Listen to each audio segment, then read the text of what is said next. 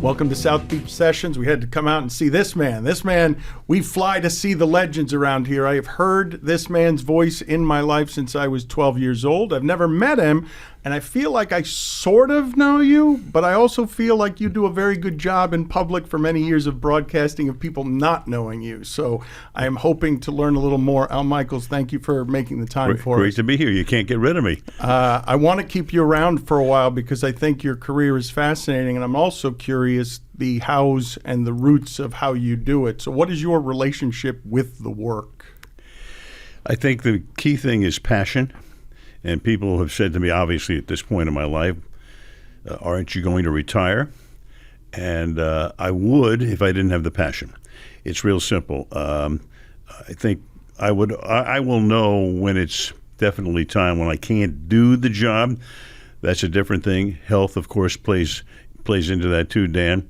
But to me, the whole thing is wanting to be there, loving to be there. As a kid growing up, my father took me to my first baseball game at Ebbets Field. We could walk. We lived in Brooklyn. We could walk to Ebbets Field. And I remember thinking, oh, my God, this is just the greatest thing in the world. And it's the first thing I remember. And I remember thinking, man, how great would it be to get a job where you get in for free, you get to see all the games. And I got that job, and I've never forgotten that. And so that's why I think I still have the passion I do for this. Same, because my memory of my father, like I remember the size of his hand when he brought me through the Orange Bowl, the electricity of it. But when you're talking about passion, are you talking about passion for sports and stories, talking about passion for the craft? I think it's both. I think, obviously, I love walking into a stadium. I still do. I get excited. We get there obviously 3 hours before any game, and I watch it build. And now you know that you're going to do a telecast, and I've been lucky enough for a lot of years to know that a good part of the country will be watching it. And I love the craft, I really do. And I think I try to. I can't reinvent the wheel, obviously, at this particular point, but I think there are some tweaks you can make along the line. But I feel like the fundamentals are there. I mean, it's almost like going back to journalism class in the 10th grade at Hamilton High School here in Los Angeles, and it's who, what, when, where, how, and why. Those are the fundamentals. And I try to stick to those, and I try to feel as one with the audience, and as somebody who has loved sports and watched sports and listened to games from the time I was 6 or 7 years old. I think I have a very good connection with the audience and what they want. Now, again, the audience is very disparate these days. There are sophisticated fans. There are fans on ADHD who want you to scream the game at them. But I think I have a fairly good understanding of the general sports fan and what most of the audience wants. I think I do. I like that the acid in want me to scream the game at them, because the only criticisms I've ever heard of you in a distinguished career of broadcasting in 50 years is whenever it is that you were broadcasting basketball, people wanted some more enthusiasm, and now I suppose that's the criticism of the day on Amazon. Oh, it is. There's no question. And then some of us are in that realm too. I think I'm very similar to my brethren and Joe Buck and Jim Nance, and they don't scream the game at you. I think for me, on television, you build drama. You can see it. Radio is a different animal. I grew up through radio, and obviously there maybe you can be a little bit more excitable to bring the audience maybe closer to the game. On television, it's visual. On television, you can almost get away without using verbs because people see the verb. The verb is a visual verb. So in today's world, you can't appeal to everybody. You can only appeal to, you hope, the majority of the audience, and you're always going to get criticized. Name somebody in our business, in any business now, who doesn't get ripped by somebody on the internet. It happens.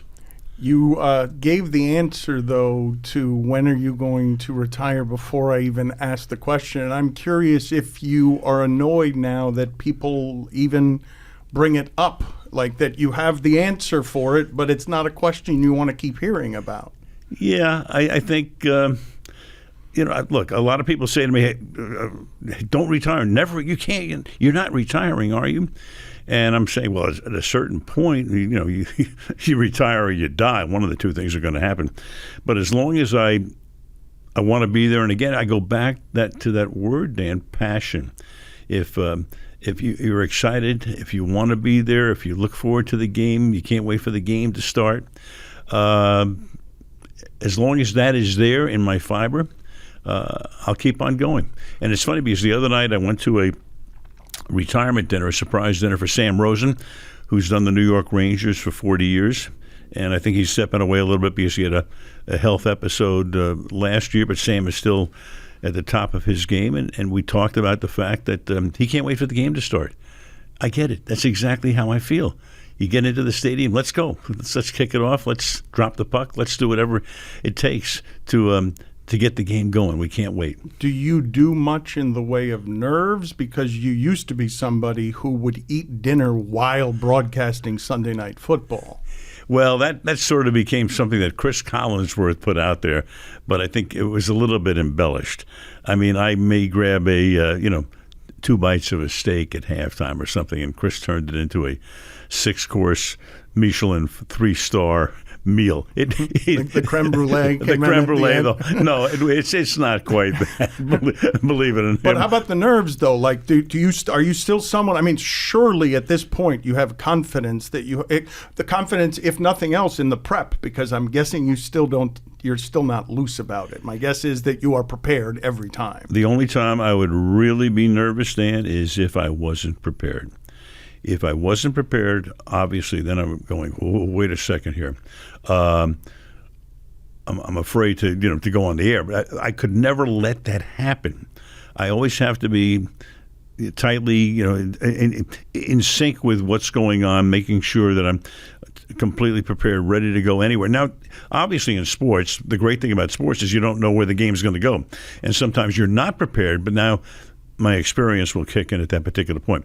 But I feel like every game is almost like I know I'm not going to ruin a 45 or 50 year reputation in one night unless I did something horrifically unbelievable, which I can't imagine happening. But I mean, for the most part, I think of every game as kind of like an audition. Hey, I got to be really good tonight. I got to be better than I've ever been, and that's the attitude I take into every game. Still, because I owe it to the audience. I think it's important. They've tuned in. They want me at my best. I can't always be at the top of my game. Can't. Try to, though. I'm always trying to, I guess, to use a baseball analogy, I'm trying to pitch a perfect game. Trying to pitch the perfect game. And never have? No, I think I've come close a few times, but there's always something. No matter what it is, I'll think about something after, how did I miss that? And I should have, could have, might have. So, no, there's no game. It's to pitch a perfect game over 3 hours on national television is almost impossible. But at least you try to come as close as you can. Do you remember the actual games we're talking about here, where you were like, "Ooh, I do. Almost"? Which are the games? I do. Well, I'll go back to one of my favorite baseball game would have been the 5th game of the 1986 American League Championship Series. It's the Angels against the Red Sox. And it was a wild game. 5-2 Angels lead. They're up 3-1. They're going to clinch the pennant. Gene Autry's going to win his first championship. I mean, it's crazy at Anaheim Stadium. And that's when Don Baylor hit a home run to make the score 5-4. Dave Henderson hit that famous home run for the Red Sox, 6-5. But then the Angels came back in the bottom of the 9th and tied the game, and had the bases loaded and 1 out, and Doug DeCincy and Bobby Grich couldn't get the winning run home. The game goes to the 10th inning. Is this the Donnie Moore? This is the Donnie Moore game. This is the Donnie Moore to Dave Henderson game. Exactly right. And so now it's extra innings, and the Angels have a man at first base. It's Jerry Narron, who was either pinch running or had come into the game. And the count goes to 3-2, and Gary Pettis is the batter, switch hitter, batting left-handed, almost no power, and he hits a drive to deep left field. I mean, it's a hot day at Anaheim Stadium. The ball is just traveling like crazy, and Jim Rice goes all the way back and makes the catch against the left field fence, And as he reaches up, he hauls it in and has to look into his glove to make sure he caught it. So now the game goes to the 11th where the Red Sox win, and the Red Sox eventually will go on to win Game 6 and 7, and they go to the World Series where they run into the whole Bill Buckner thing against the Mets. So now I'm driving home because it's a home game for me, and I'm on the freeway, and I'm thinking, I think that's about as good as I can call a baseball game. And then I'm going, wait a minute, what was Jim Rice doing playing so deep against Gary Pettis?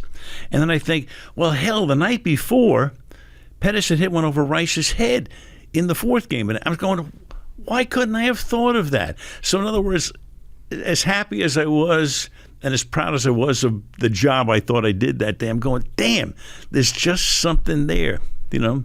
It was a walk in the ninth inning of a perfect game. I screwed up. I can't believe the recall that you just had for that. I don't remember things I did a half hour ago. Me neither. With those kinds of details. Do you have others like that one? Do you have that kind of recall for everything? Not everything, but I can recall a lot of things. And I find that it's funny.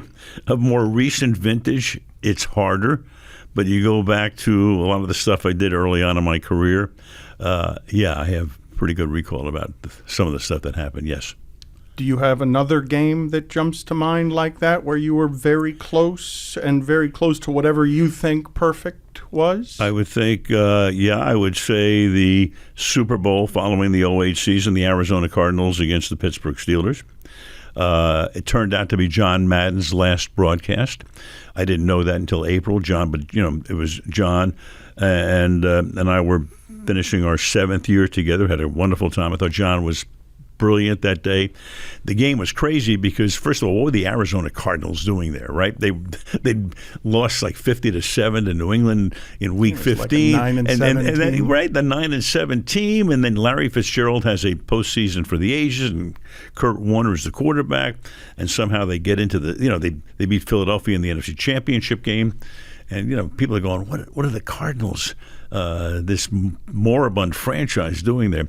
And the Cardinals were able to hang in. That's the game that featured two of the most iconic plays in NFL history. James Harrison's 100-yard interception return at the end of the half when Arizona's going in to take the lead. And did you nail that call? Did you? I did. I thought I caught that call pretty good because he's going down the sideline. That's crazy, right? And meanwhile, not only does he go 100 yards.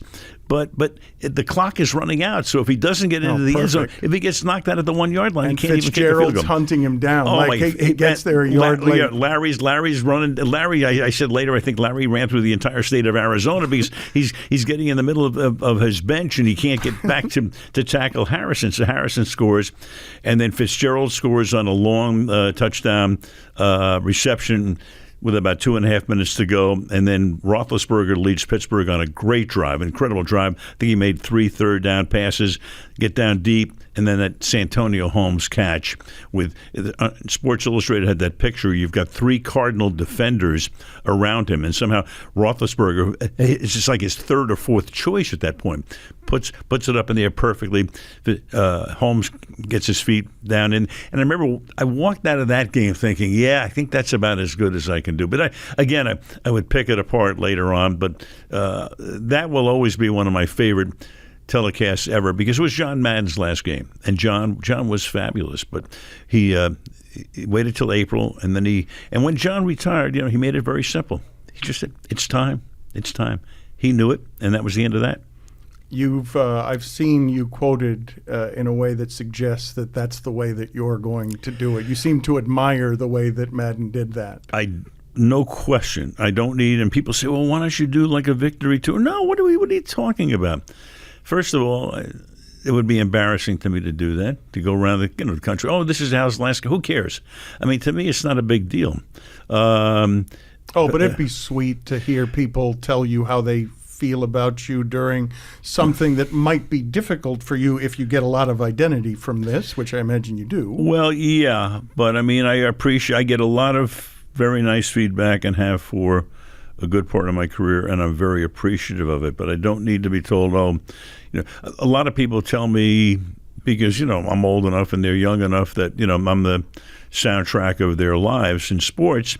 And it's wonderful to hear that. Because, look, there were soundtracks of my life, too. Vince Scully, Kurt Gowdy going all the way back. I'm a Cuban boy in South Florida. You introduced me to hockey. Your call on that game introduced me to the sport of hockey. And it's been all downhill for you since then, right? Totally. Hey, listen, that is number one. Nothing is ever going to beat that. Nothing. But I think that, to me, it would be embarrassing to have that tour. And I know that Vince Scully was a great friend and the greatest baseball announcer ever by far. And Vin was resistant to having a grand tour. He was 86 years old, I think, in 2016. And then finally they really had to convince him. But it was kind of a different animal because Vinny, remember, he was the voice of a team. So he was part of a family. The Dodger family, a huge family through the years. And I know they used to have these contests about greatest Dodger of all time. Was it Koufax? Was it Duke Snider? No, I'll tell you who would win every year was Vinny, because he spanned generations. People loved him. He's in your house every night. I'm a different animal. When you're on national television, there's really no home base. And I suppose if I was the announcer for a team, maybe I'd have a kind of like a farewell tour. But there's I'm all over the place. People have different rooting interests as opposed to a broadcaster like a Vinny or a Marty Brennaman in Cincinnati, who was there for 45 years and actually succeeded me after I did 3 years back in the early 70s. But no, I think when the time comes, I'll pretty much say, hey, thank you very much, and see ya. Embarrassing? You think it would be embarrassing to absorb and I understand it's a distinction you're making I hadn't considered, which is the idea of you wouldn't have a regional adoration anywhere of a connection to people that you would say goodbye to. But embarrassing because you don't want to be a part of this. You've been taught to not be the story, to just be the accent on the story. That's right. That's exactly right, Dan. Yeah. I think when you make yourself the story, you're doing a disservice to the business. So I don't want to be the story. I want to be the narrator or the connection or the conduit or whatever, but not the story. No. So I would imagine that you're a bit mortified by the evolution of your profession to the point that today's media, part of the advancement of many media members is to insert yourself or try to insert yourself in the story because attention's the new currency. But most of that comes from the shoulder programming and talk shows. It's very hard for a play-by-play announcer to get into that realm because you'd probably be thrown out because people, they want to watch the game. Now, it's a completely different animal to go on a show, First Take or whatever you have, and argue with each other and have contentiousness and all of that. That's a different animal. And you have when you're doing play-by-play, you don't have time to get involved in these discussions in dialogue. You don't. To me, the greatest example of what television is, live television of sports events, going back to 1980, the Olympics in Lake Placid. Obviously, we know what happened. But prior to that, my partner was Ken Dryden, the great goalie for the Montreal Canadiens, who retired at the age of 30, won multiple Vezina trophies and Stanley Cups. And Kenny and I had met in Moscow about 2 months before the Olympics to scout the Olympic teams. They were playing in a tournament in Moscow. All of the teams were there except for the United States team wasn't participating, but the Soviets were the Canadians, Finns, Swedes. And the first night Kenny and I meet, and Kenny's very erudite, and he almost looked like a professor. He's everything but the pipe and the glasses and the slippers, but a very imposing fellow, extremely well read, and he's written some fantastic books. And so Kenny talks to me for several minutes about the difference between international hockey and National Hockey League hockey at that point. The wider rinks, the fact that it's a more physical game in the National Hockey League. And he finishes and he says, now, do you think this is something the American audience would be interested in? I said, yes. But Kenny, let me introduce you to the world of television. Can you say it in 8 seconds? That's it. So the play-by-play genre is completely different than going on a 3-hour talk show and spilling your guts about everything in the world. What do you think of the evolution of sports media? Because you're right, it's a bit of a give me the facts sanctuary. There's part of the reason I think I don't know your personality is because you're a bit purposeful about making sure that we don't know your personality, because you're trying to get out of the way of what it... I don't understand the rigor you're applying in I must stay out of the way, I'm not the story here. Well, maybe people probably get to know me on shows like this, because now I can talk and I have a lot more time to expound a little bit. And I'm not averse to showing my personality, who I am, but it would be in a in something like this show, or going on other shows, or being interviewed by any number of people over the course of the years about particular events or whatever, or talking about. But the game's sacred is art. what you're saying. The game is sacred. The game is the most important thing by far. Now, I can help make you understand maybe the game better. I can entertain you, but the game is still the essence of what I do. That is, you can't lose sight of it. And the one time maybe you'll see me if the game is a complete blowout. Then I can go a little far afield. I think people enjoy that. I know that the first year we were on Amazon, we were doing a game in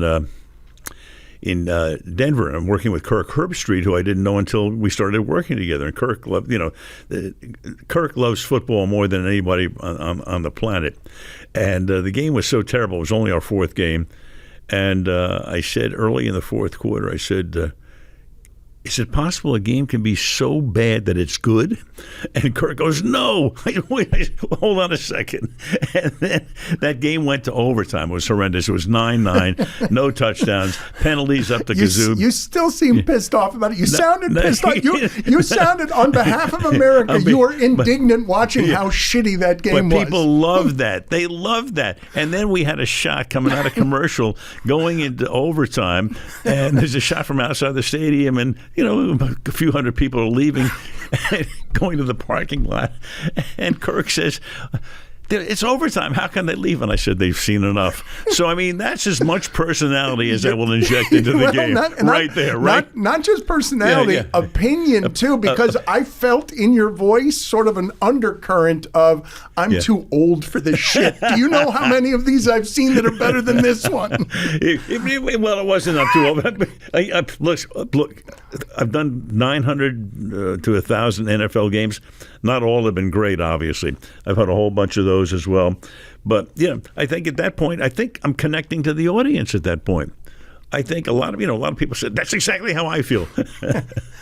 It's unusual to hear disdain in your voice when broadcasting a game. When you ravage yourself after a game that hasn't gone well, how gentle in general are you with yourself?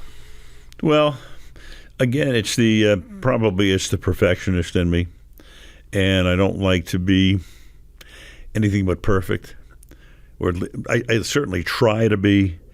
It's almost impossible, but it depends. I mean, there are times when I won't really be pissed off at myself to the extent that, damn, but I'll think, why couldn't I have thought of that at that particular time?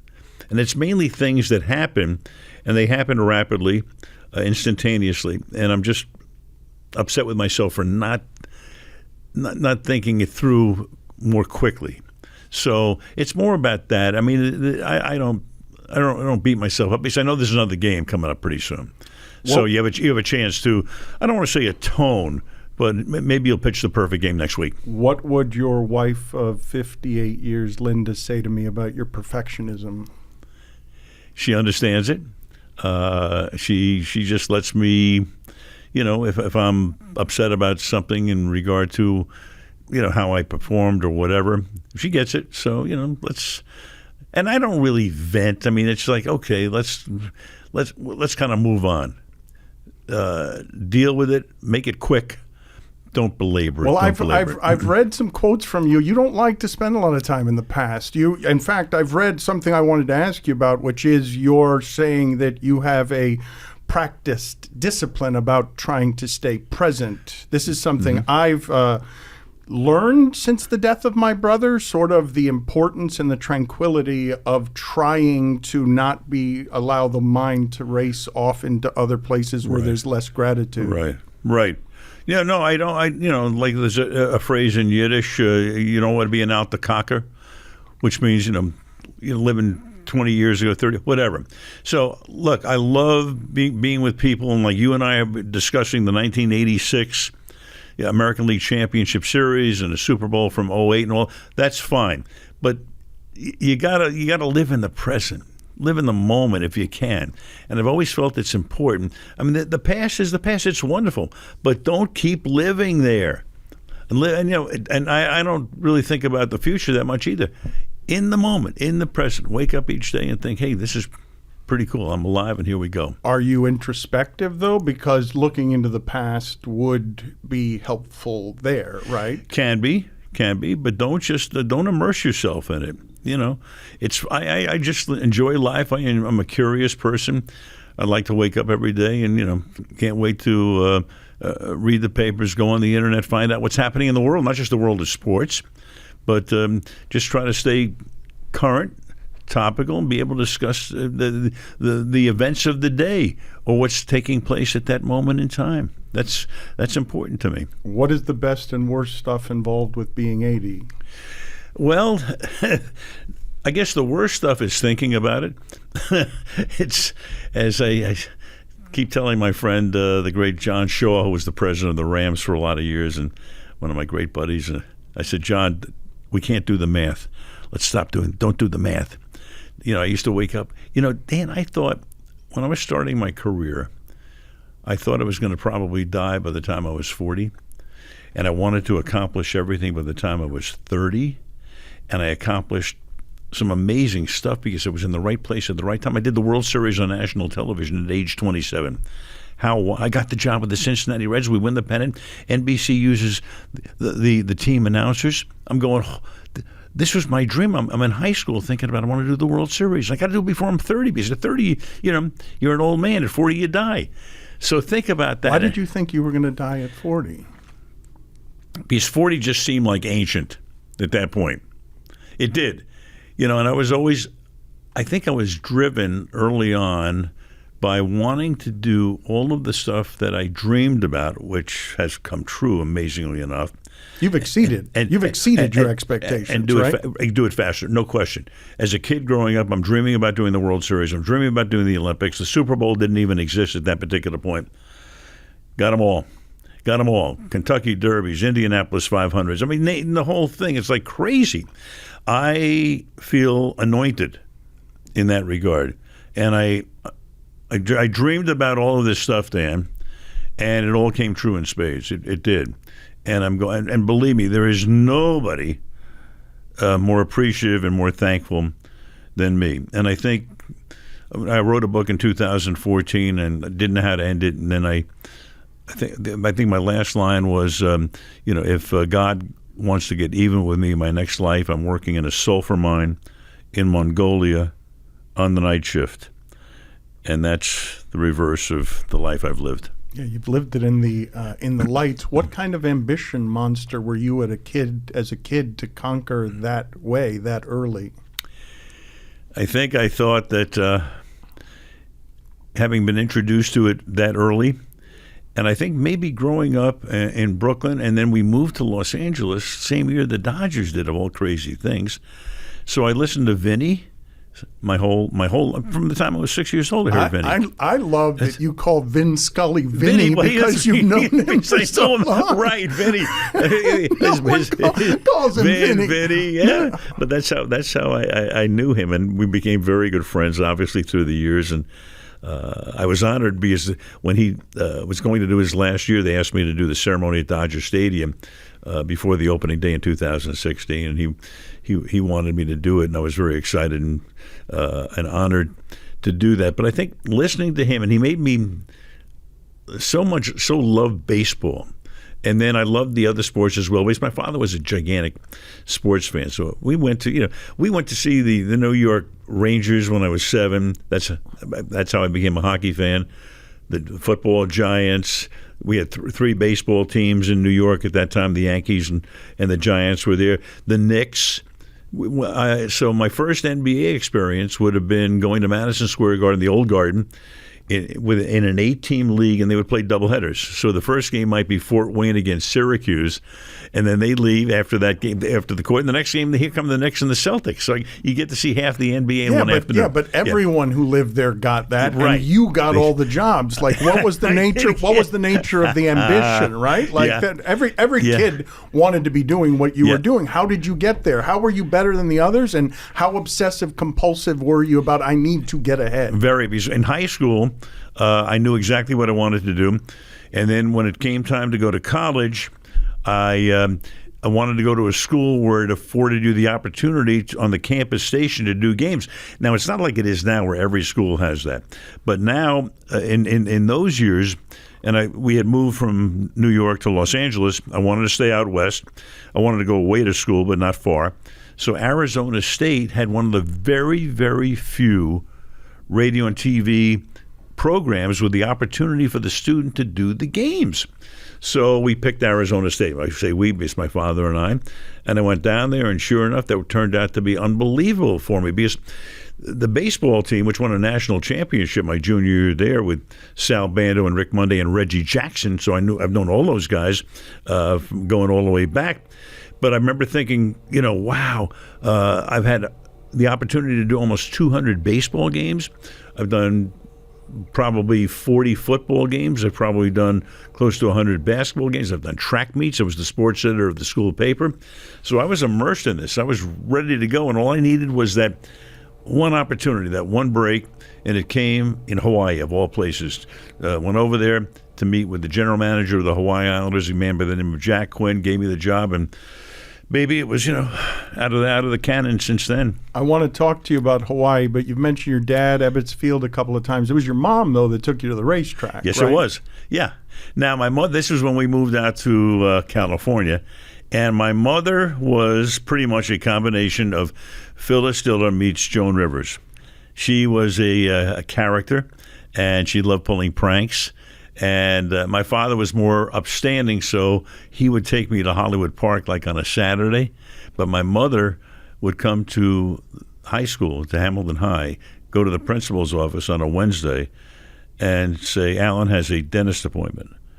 And then she'd take me out of school, and the dentist appointment was at Hollywood Park, right? That's the mother of mothers. So, and then a couple of my buddies knew what was going on, so then my mother would come with a note for them as well until the school got hip to what was happening. It seems slightly irresponsible. It was amazing. So that's how I got into horse racing and all of that.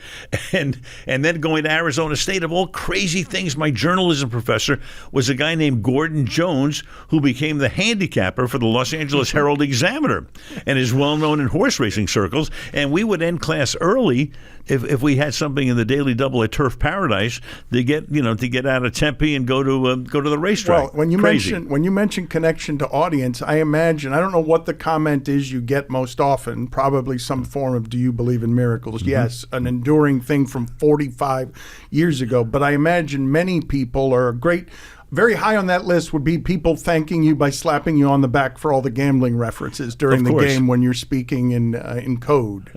I was way ahead of my time, wasn't I? I guess because now, I mean, I always enjoyed. There was always a part of me that enjoyed being the rascal, and just kind of doing something a little off center. And so for all of those years, what I would do, obviously, if the score was 41-0, I might say this game is not quite over. And, of course, that became sort of a thing, and I would always try to envision in my brain the sports books in Vegas and, the guys laughing like crazy when I would say something like that. And now, of course, it's like, the lines and the whole thing and over-unders. But it was fun doing it in those years. It was fun because you kind of, you're tweaking the establishment a little bit, even though there was no way the NFL wanted me to stop doing that, right? I mean, they could bare their teeth. Oh, I wish you wouldn't do it. Not really. It was okay for them too. the rascal stuff comes from mom, right? 1,000%. Because I don't know we have a lot of evidence of you being a rascal. Not a lot, but I mean, it's there are times. Well, I was more of a rascal. I was a rascal in college. Because in college, most kids are rascals, but it's what college is for. It's what college is, right? Exactly. Not learning. Not learning. Exactly. So, but I think I'm not. Yeah, you know me. I'm not certainly through my work. I mean, I'm not cut and dried. Oh, I'm not accusing you of being cut and dried. No. I just don't think anyone here would be saying that's crazy that Al Michaels, sort of tilts toward rascal. Right. Well, I kind of do it parenthetically. Let's put it that way. Well, but you're also so respectful of what it is that you're doing, correct. right? You've got you don't. Yeah. You're so mindful about not getting in the way of what it is that you're doing that I don't see the rebel. I can't look at a lot of points other than the gambling in your voice, and in 50 years of broadcasting, find a lot of looking for the dangerous edge. I think a rascal is a little short of being a rebel. A rascal's fun. A rebel can be a pain in the ass.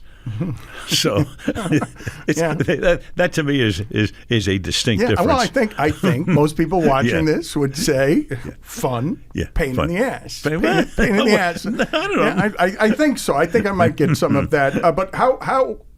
Take us through your upbringing. Like, what are the things that your parents instilled that are the things that you still carry with you now? Well, I'm lucky because I grew up with fantastic parents.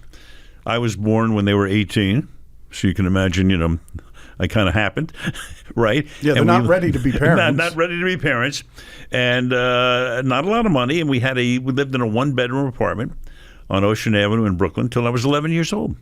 And my father was, kind of working his way up, was with a talent agency in New York. And then we moved he got a $10 a week raise or whatever. We moved to Long Island for 2 years, and then out to California when I was almost 14 years old.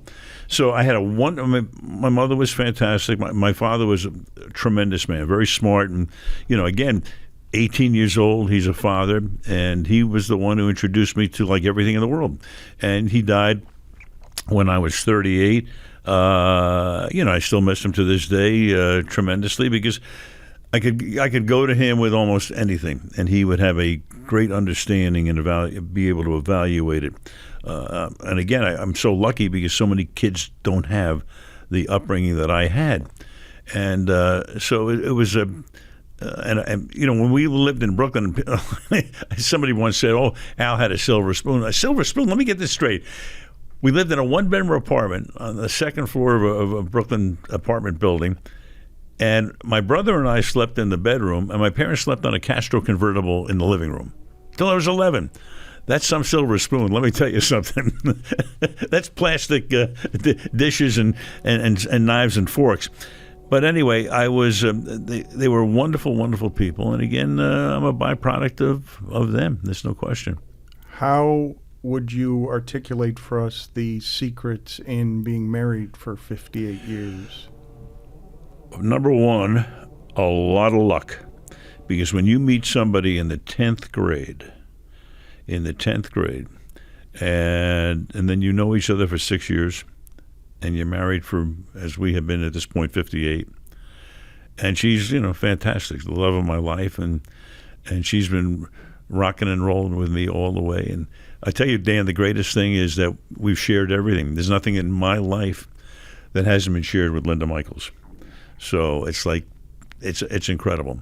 And I am, again, unbelievably thankful for my life, my career, and finding the right girl. I mean, you pick somebody out of a bassinet, when I met him when we were 14 years old, and it's been a wonderful ride. And again, I go back to that, I'm working in that sulfur mine in Mongolia on the night shift in my next life.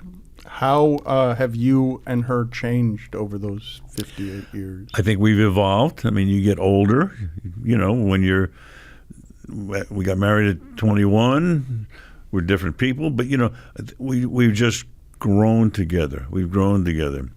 and we kind of raised our kids with the right thing. I'm so lucky because I have 2 incredibly well-adjusted kids. I have 4 grandkids, and I'm just, I've lived the dream. You hate to even say it because, again, you go back to a Yiddish term, a kind of horror, meaning, don't talk about something because you're putting the evil eye on it. And I'm lucky. But you regard it as being a journey that does not have a whole lot of hardship or doubt in it beyond, growing up with not the silver spoon? I would say, for the most part, yes. Yeah. But and I think a lot of it has to do with appreciation. We appreciate it. We've never said, we got to keep up with the Joneses or do this or do that or that these people are doing this. No, never.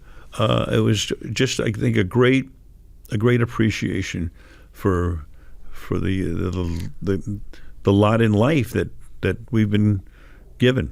I'm going to give you a little bit of failure here. Why did Chick Hearn get rid of you after 4 games as a Lakers announcer? Does that represent the greatest failure of your distinguished career? Number one, I shouldn't have been there.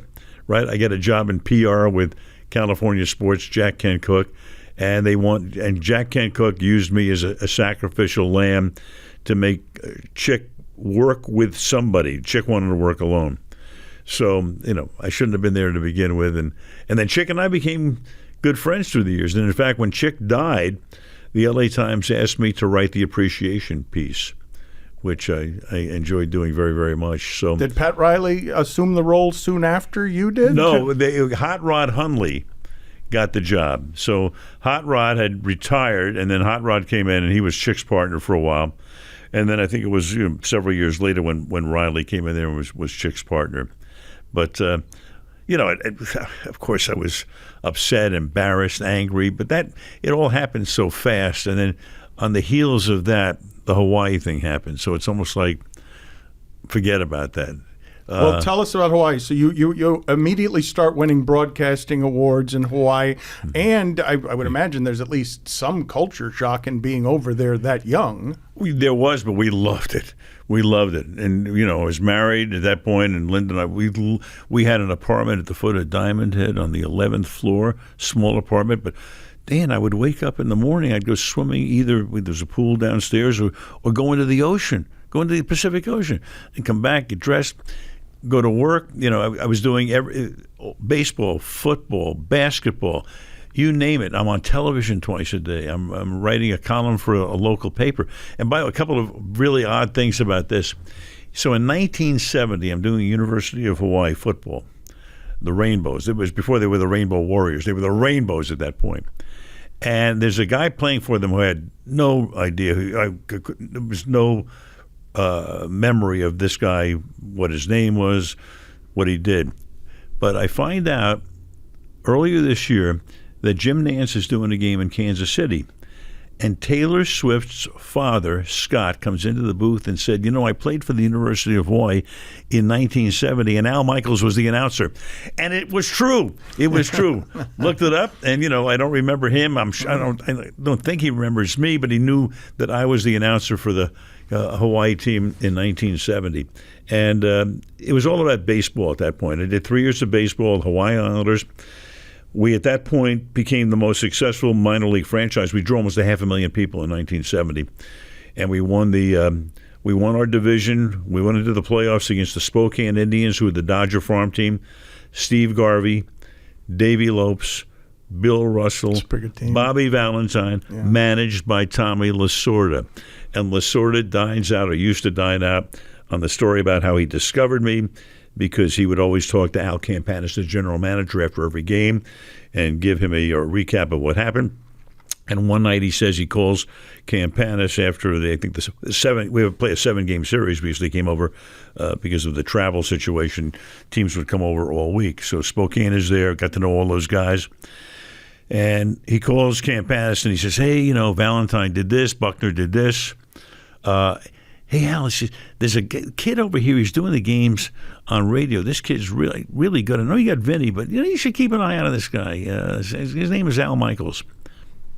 And the conversation continues. Campana says, Tommy, what this guy you're talking about, this Al Michaels kid, how do you know he's any good?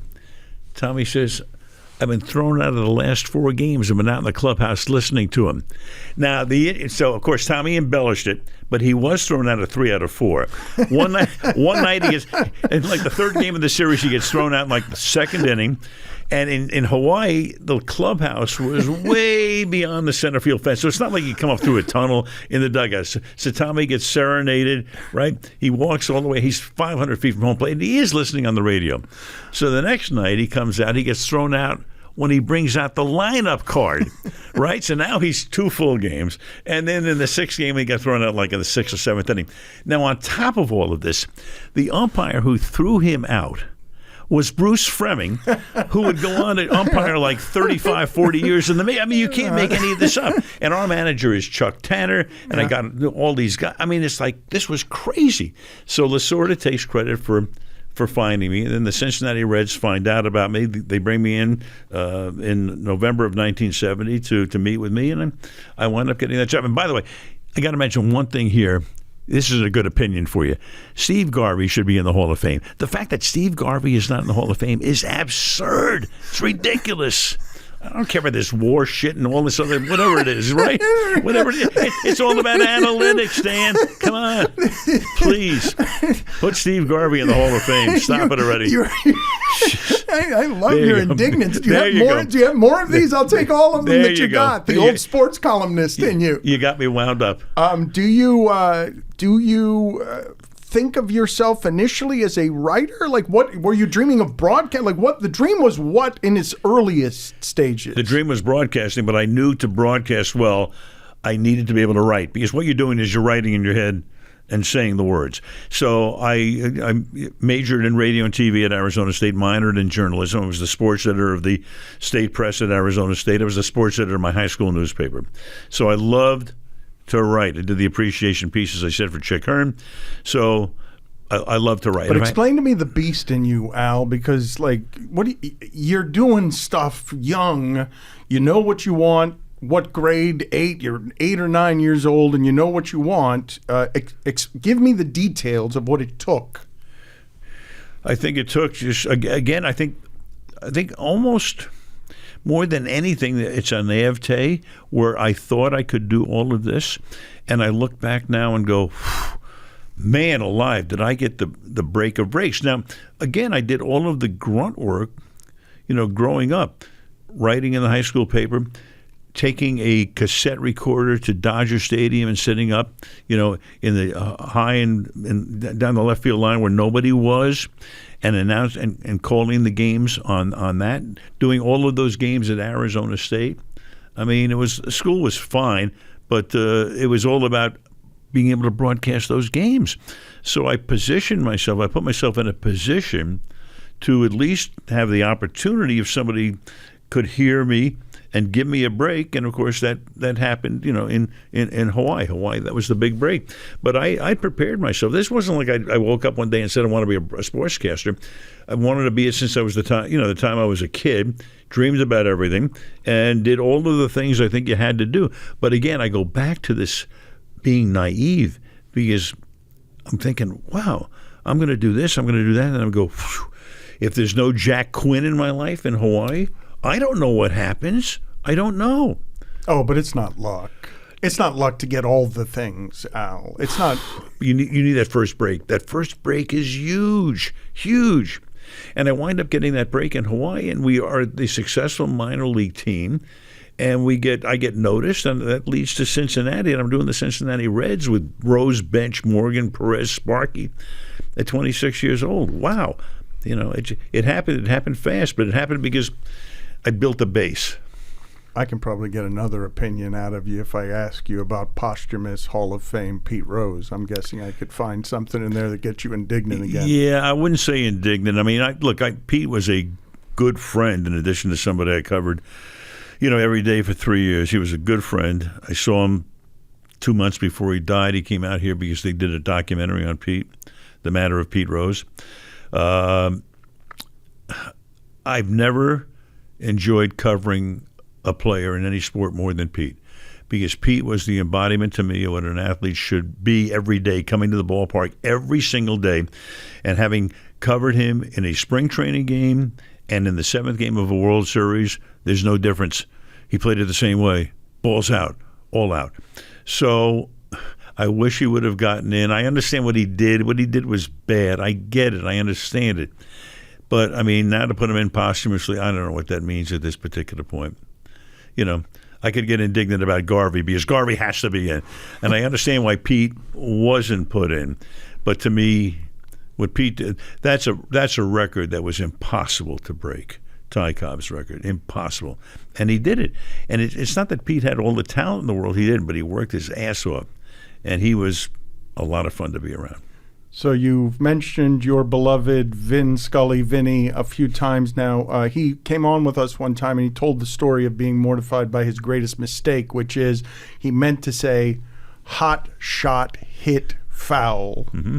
And shot and hit became shit. Mm-hmm. And he recalls all of the details of that at bat in the 1960s. Do you have an error that haunts you? No, I really don't. And again, you know, somehow Vinny was able to survive that, I guess. Right? Yes, he did okay after that. You might say. No. I once got a shit on the air because we came out of commercial. We were doing a game. I was on Monday Night Football, and Leslie Visser was our sideline reporter. And, you know, Leslie went to Boston College, and she's always throwing the Boston College stuff in there. So in the commercial break, Leslie said something about somebody who was in the game at Boston College. So I didn't realize we were out of commercial. I said, hey, Leslie, stop that Boston College shit. So it made noise at that point. But again, this is kind of like pre-internet, pre-anti-social media and all of the rest. So, you know, you survive those moments. What can I tell you? You've carved out a simple life for yourself, right? Do you have management? Do you have an assistant? Do you have like people around you tending to the economy of Al Michaels? No, I don't. I have a representative. I mean, you know, Marvin Demos represented me for a lot of years, but you know, Marvin does the deals and is a mentor in many ways.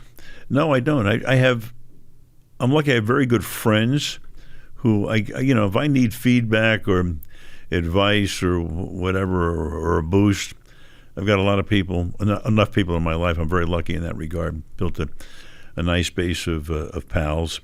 But no, I kind of do things by myself. It's like, you know, being booked for this show. Hey, talk to me directly. It's just easier that way. Simple. You know, I think it's better. It's just the more you can uncomplicate your life, the better it is. That's always been the way I've gone about it. What are the parts of the job that people don't know about? Because if I said to the average person watching a game, Al Michaels has one game a week. Al Michaels has to prepare for one game. That person might think that job is 5 hours, 7 hours, 9 hours. They don't see you, you know, looking at the 50th guy on the depth chart. Correct. On Tuesday. True. And now we're kind of immersed in information that's available to us. I think we live in a world, Dan, of people talk about TMI, too much information. I talk about TMM. There's too much misinformation. So one of the hardest things now is I have access to everything. The fans have access to almost everything. I have access more than they do because I can pick up the phone, call people, meet with people, and get some insight in information that they can't. But I try to do as much studying as I can, watch as much tape as I can before a game. You know, I watch tape differently. For the analysts will watch, like Kirk, and before that Chris Collinsworth, they're watching it differently. They're looking for the things that they can bring out as an analyst. What I'm looking at is if I'm doing a game like I have the Cowboys, and the Cowboys have been on national television the week before, I want to know what they did with the broadcast itself. In addition to what the game, what happened in the game, but what are the things that have been talked about and the things that haven't been talked about, right? Because I don't want to go on after 40 million people that watch the Cowboys on Fox and come and go and tell a story that's been told last week. I'll reference it. I'll go, hey, as they said last week, or Kevin Burkhardt said or Joe Buck said in the olden days. Give them credit for what was said. But give us the idea of the preparation. Explain to us to get to the broadcast for Al Michaels to be prepared. Yep. And feel confidence in his preparation. What is the tax on that? Well, it starts. It really doesn't stop. I mean, even now, I'm paying close attention to everything that happens in the National Football League because I want to. My brain kind of works like a calendar. I see my brain working, from back to front. So I have this base of. Back in April, they were talking about this, and now here we are in September or October. And I kind of have a chronological brain. Is it crowded up there? It's very crowded up there. In fact, I'm trying to dump a whole bunch of stuff out of it, and I can't do it. Tell me where you want me to do it. You're a hoarder? You can do some of it here if you want. I'm a hoarder. I know. I'm trying. I'm getting rid of a lot of stuff here. Let it go here. If you want to just dump it out right there, that's a good place for it. It'll come back in by the time I get to the street, though. That's the problem. So I find that, look, you do all of the reading you can. You do all of the research that you can. And then you just have to just back it off a little bit as you get to the game, right? Slow it down. Time out. You can't get all of this stuff in. And I would say of all the stuff we are prepared for, we have production meetings and we have, a big meeting the morning of the game and all of that. We talk about a lot of things of which maybe 10% get into the game. That's a lot. 10. Because unless it's germane to the game, it doesn't matter. We can have the greatest story in the world about the nickelback or whatever. If he's not a part of the game, where are you going with this? You're going nowhere. Nowhere. So you got to tie it into, and this is what I tell the young guys coming up too, make it germane. Watch, understand where the game is. And early on, I worked for, Roone Arledge at ABC, hired me back in 1976, and he brought to television up close and personal. Because to Roone, the games were good, but there's a sameness to the games. What's different, it's the people. It's the people. People want to have the audience wants to have a connection with people. And so I've always been driven by that concept too. How do you do with anxiety? I'm sorry, how do I do with? Anxiety. Fortunately, fine, I would imagine that prep helps with that. I imagine that you have no question. The confidence of expertise and excellence and all of that stuff. Like you said, stack successes on top of each other. Yeah. But if you're a little afraid beforehand that you don't want to embarrass yourself on the air, you're going to do all of the things that need to be done to avoid question. that. There's if there's an anxious moment, obviously it's when you're coming on the air. And having done 11 Super Bowls on national television, I know when I'm going to look into that lens, you got 100 million people or whatever the number is on that particular day. You're like a horse coming out of the starting gate. Get out cleanly. You don't want to throw the rider. You don't want to stumble. You don't want to fall down. Just get out cleanly. And I know that every time I've done a Super Bowl, you get going, and it's almost like when the players say, you take that first hit, and then you're back where you belong.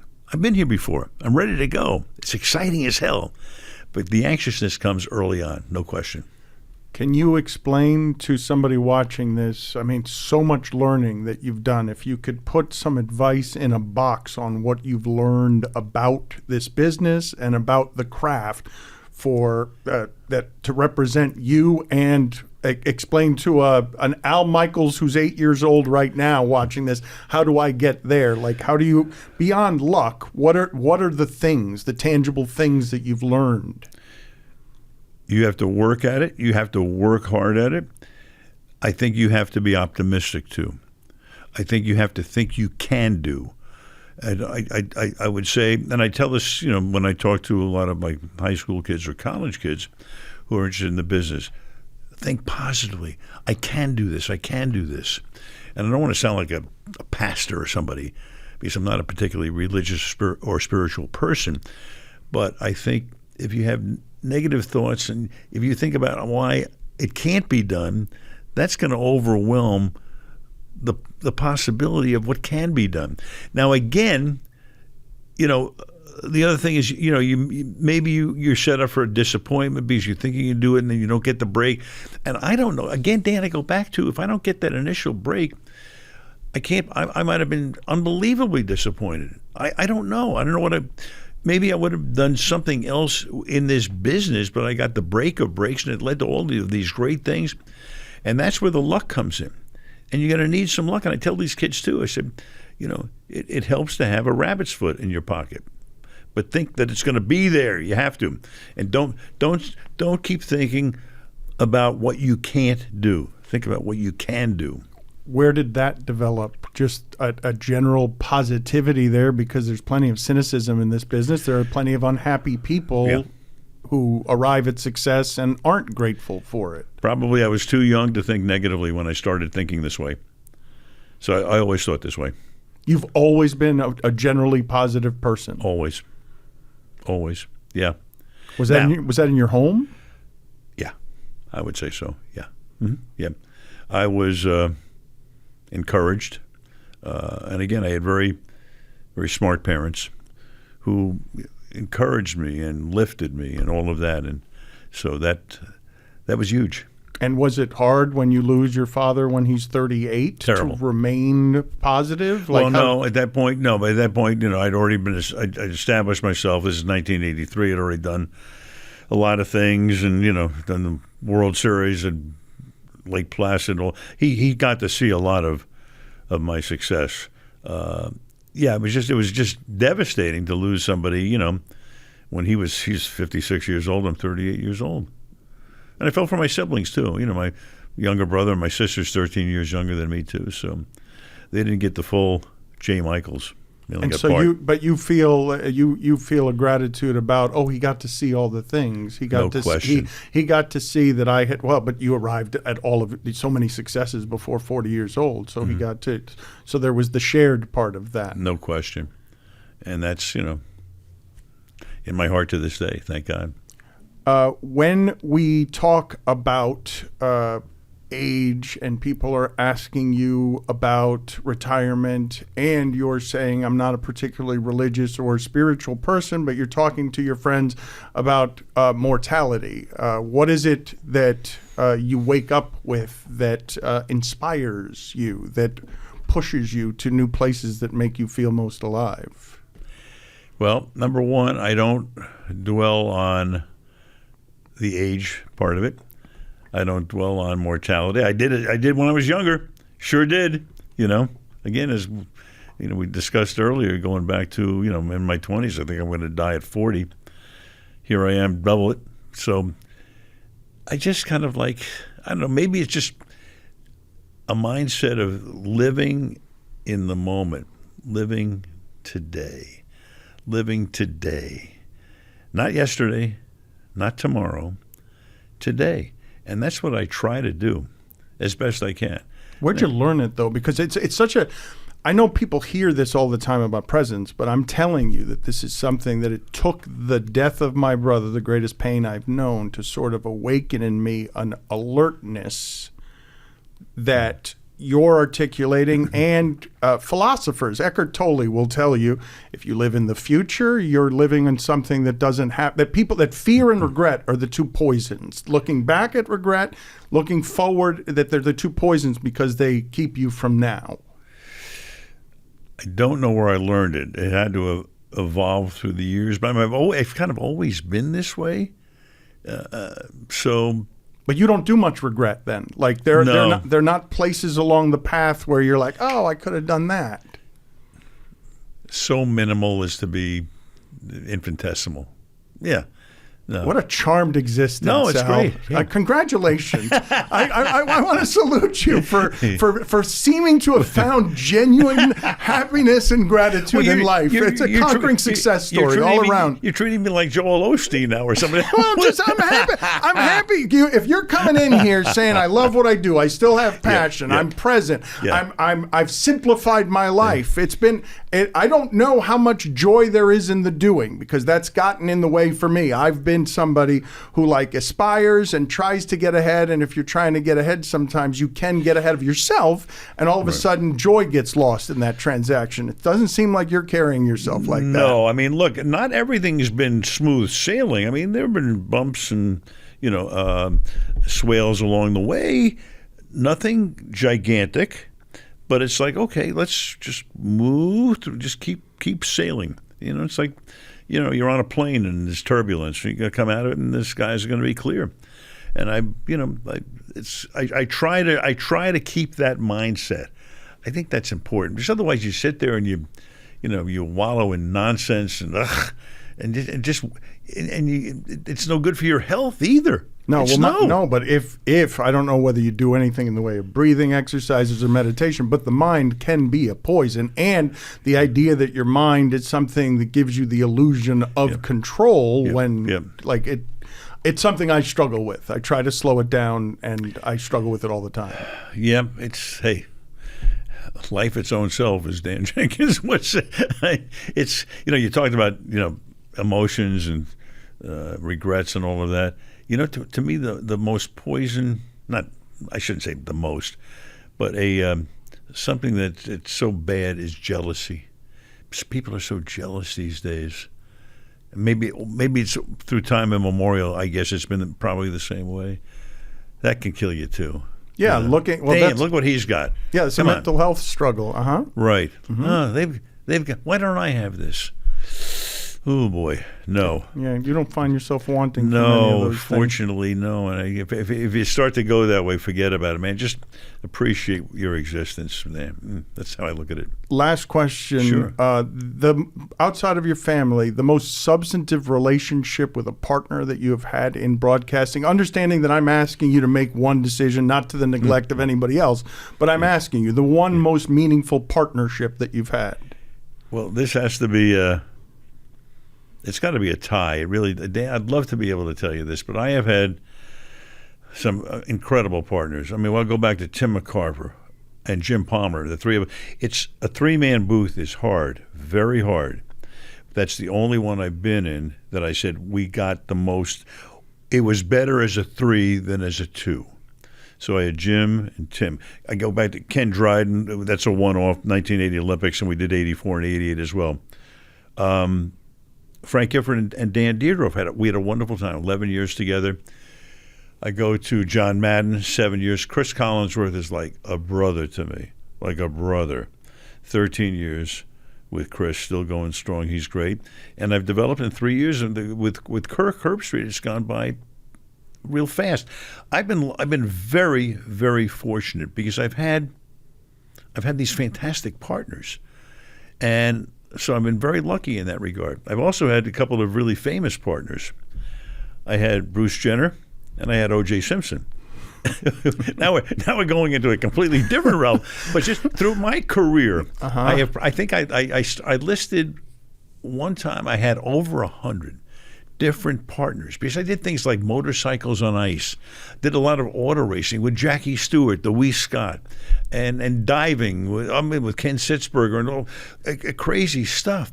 Basketball, Doc Rivers would be another guy. Doc and I only worked together But to be clear, the tie is Bruce Jenner and O.J. Simpson, right? That's the tie? They're kind of like any very separate but I asked you to pick category. one, and you gave me the whole resume, which I'm grateful for, by the way. For those who do not know, it is a resplendent tapestry of a career. It's incredible. But the tie was, I still don't understand the tie in partnership. Yet no one's going to be offended because I'm badgering you. I know you are. The closest relationships, the two closest. Well, all right, so the longest was with Cris Collinsworth.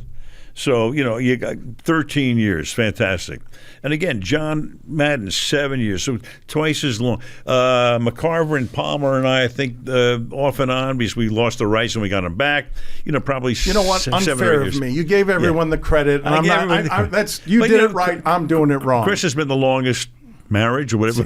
No, fun, pain in the ass. Fun, pain. That's why everyone likes you and not everyone likes me. I'm not sure about that. Al, everyone likes Al Michaels. I don't know. Thank you, sir. I appreciate this was the great. time. I really enjoyed this. As did I. Man, this is like going to therapy. Yeah, we should do it again. Let's do it again. Let me in there deeper. It's hard to get booked by you, though. You don't have an assistant. You don't have someone. We've got to reach you directly. Pony Express, no problem. Thanks, man. Thank you, buddy.